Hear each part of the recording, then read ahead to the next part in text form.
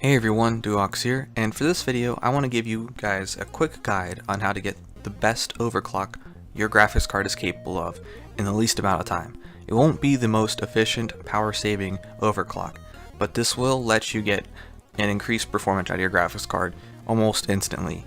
So for the first thing, we need to make sure we have our AMD graphics card drivers updated. That should already be a thing. Windows usually can grab those on its own. We're going to go down to the system tray, we're going to go to Radeon settings, we're going to right click it, and we're going to go to the Radeon settings menu. Next up, we're going to go to the gaming tab at the top, and we're going to go to global settings. Under global settings, we will go to global Wattman. Global Wattman is the global configuration, the entire system-wide configuration for your graphics card overclocking.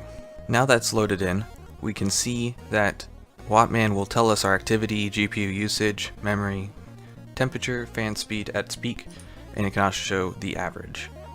However, we're primarily concerned with the tab that says GPU. There will be 8 different states or power states for your graphics card.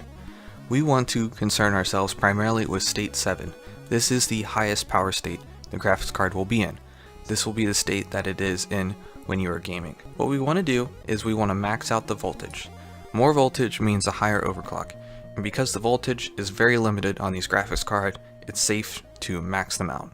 For my graphics card, I know the maximum voltage is 1175. However, you can type in something ridiculous like 2000 and it will default to your highest voltage. Next, we'll make sure that is in manual as well.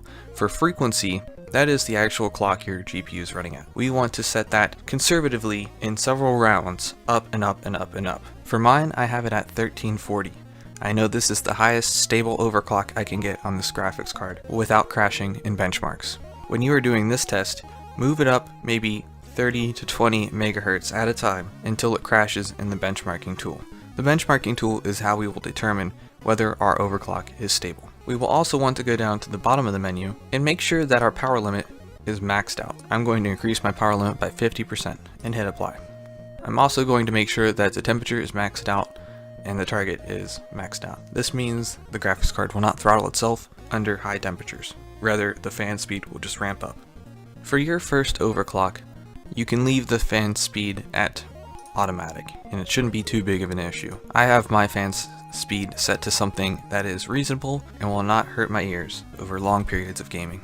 For memory overclocking, I would leave that as is. It does not give a very huge improvement in game performance, but it adds a lot of instability to your graphics card. For your first overclocking attempts, I would not change the memory frequency. It can add a lot of instability for very little gains. The next step will be to get a benchmarking tool that allows us to easily test the graphics card. I'm using 3D Mark. I will go over to the Benchmarks tab, and I'll go to Firestrike.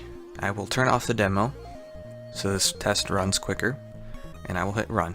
If my graphics card can pass this test without crashing, I likely have a stable overclock.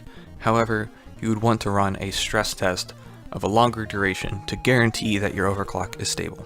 As you can see, we are in Firestrike benchmark right now, and we are not crashing. That means our overclock is stable. However, over the time of the benchmark, your graphics card might crash. In that case, dial back the frequency, maybe 10 to 20 megahertz.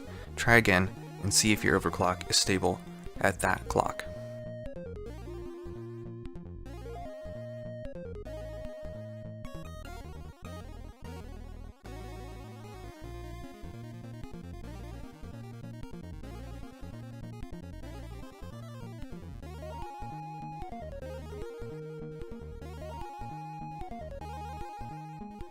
After 3D Mark has completed, you will see a graphics score, a physics score, and a combined score.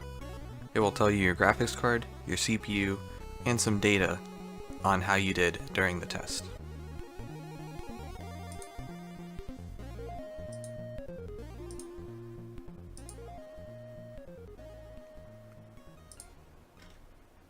You can also compare your results online.